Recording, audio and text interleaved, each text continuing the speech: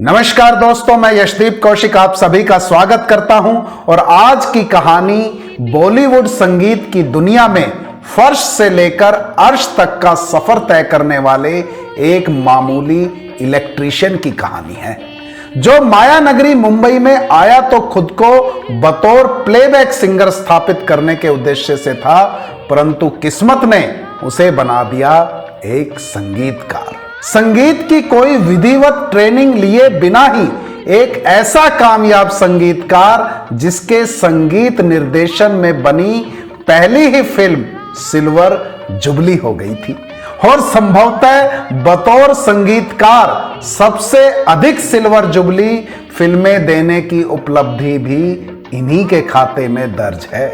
मिलती है जिंदगी में मोहब्बत कभी कभी। तो जल्दी से कर लीजिए इस चैनल को सब्सक्राइब और आगे बढ़ने से पहले आप भी जरा लुत्फ उठाइए इनके संगीतबद्ध किए कुछ बेहतरीन नगमों की बानगी का।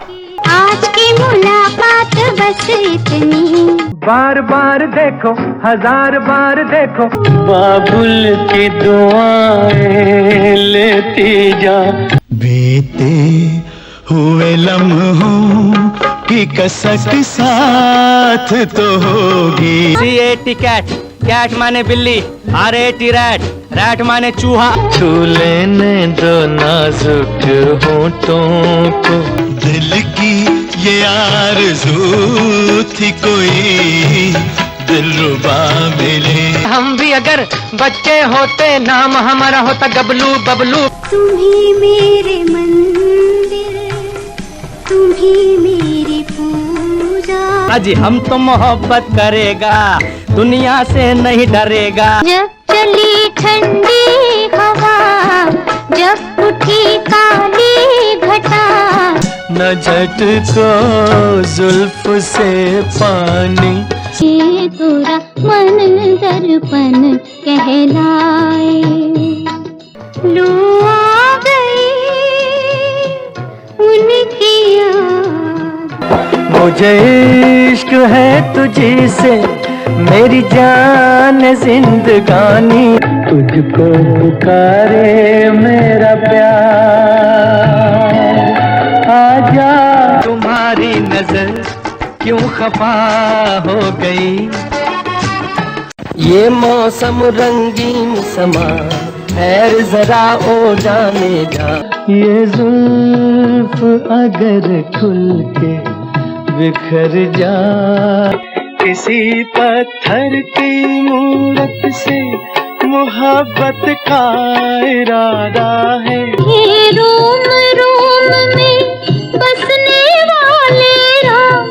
यूं तो अपने जमाने के मशहूर संगीतकार रविशंकर शर्मा जी का जन्म दिल्ली में 3 मार्च 1926 को हुआ था, परंतु उनकी पारिवारिक पृष्ठभूमि की जड़ें हरियाणा से जुड़ी हुई थी।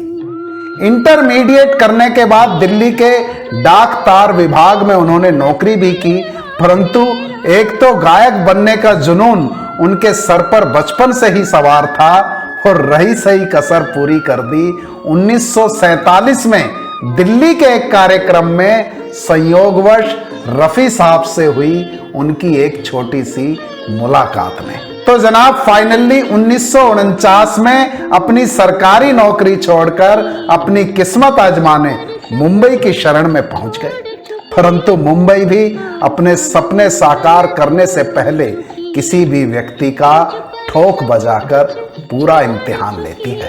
हुजूर आते आते बहुत देर कर दी, हुजूर आते आते। रवि जी एक खुददार इंसान थे।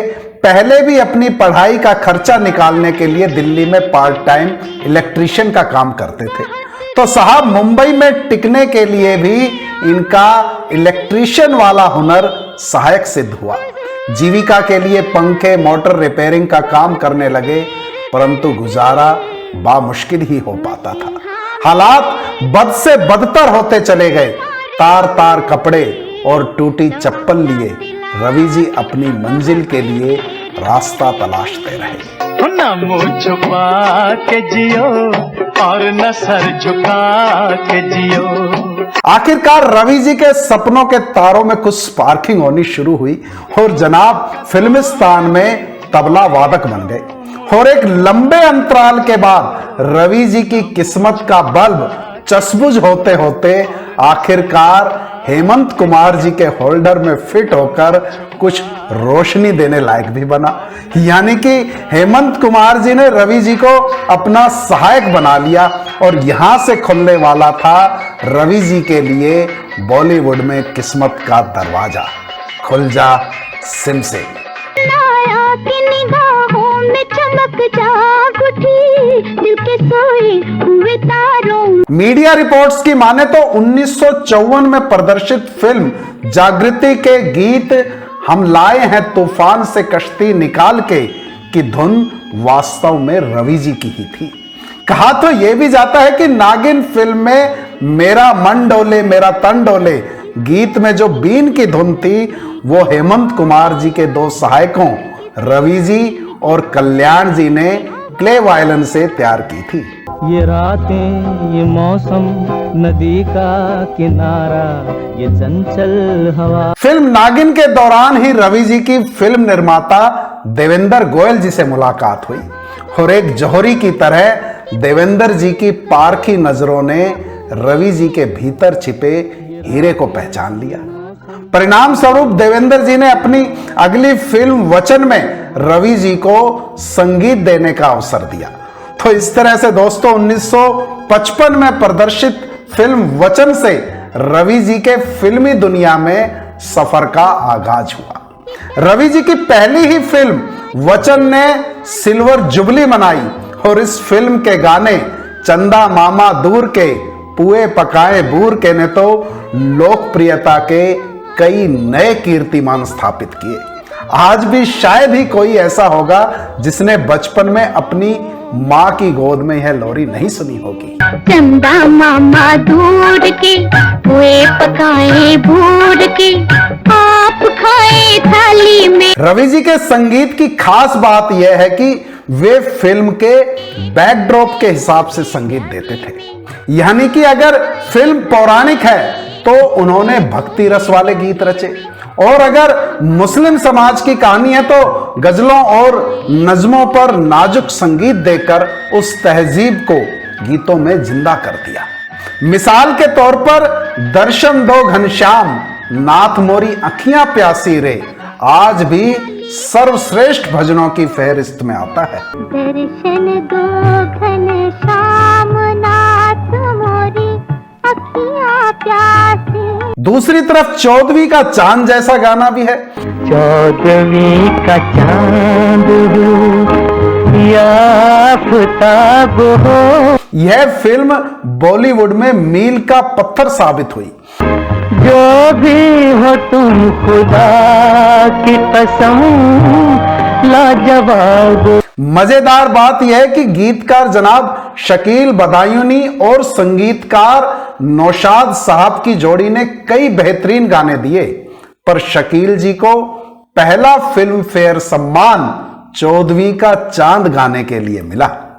इस गीत का छायांकन, बोल, रफी साहब की आवाज, रवि जी का संगीत और वहीदा रहमान जी की खूबसूरती ने सिनेमा में रोमांस की परिभाषा ही बदल कर रख दी।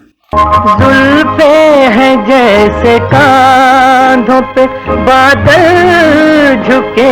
और रवि जी को रातों रात हिंदुस्तान में मशहूर कर दिया।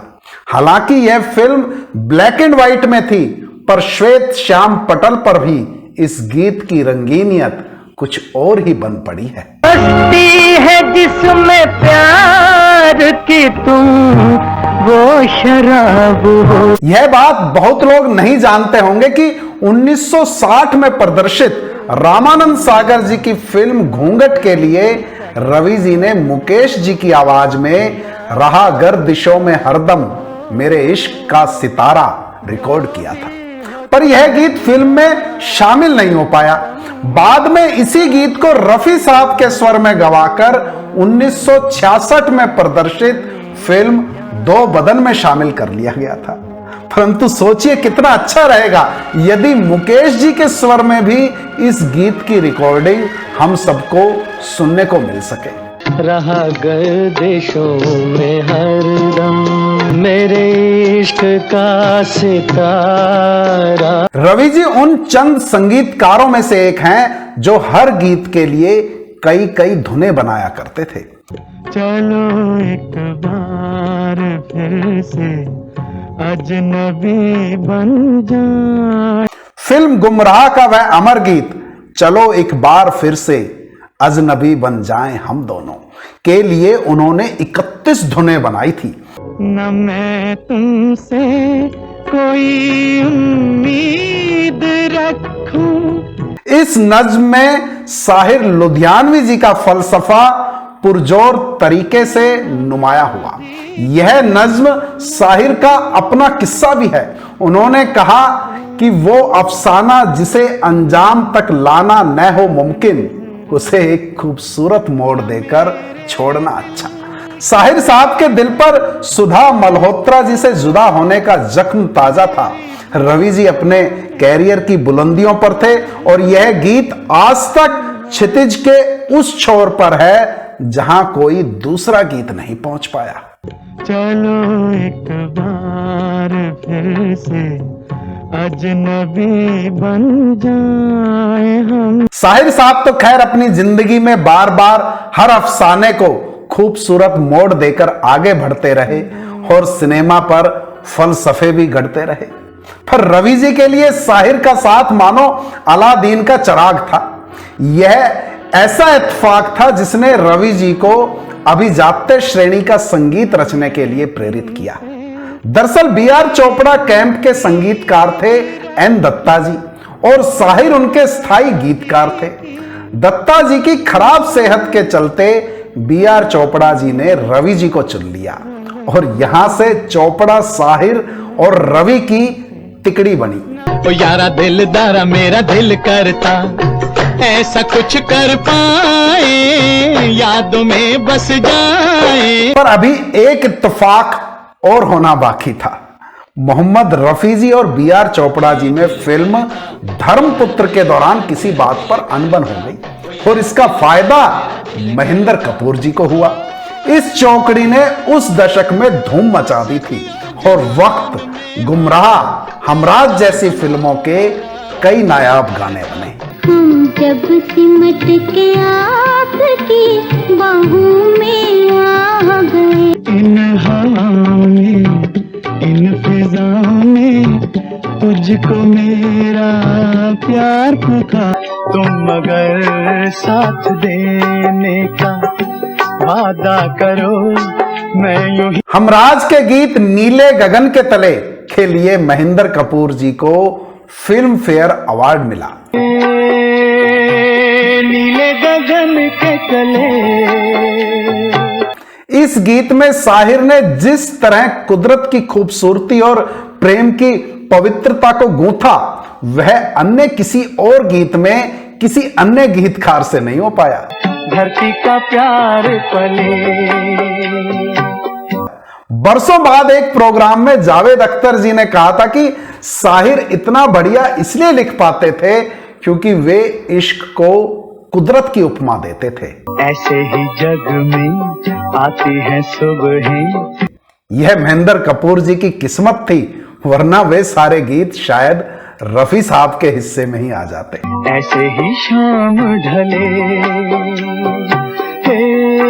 फिल्म वक्त का भी संगीत ऊंचे दर्जे का था। मेरी ज़ोहरा जबी तुझे मालूम नहीं, हर एक गीत हिट हुआ।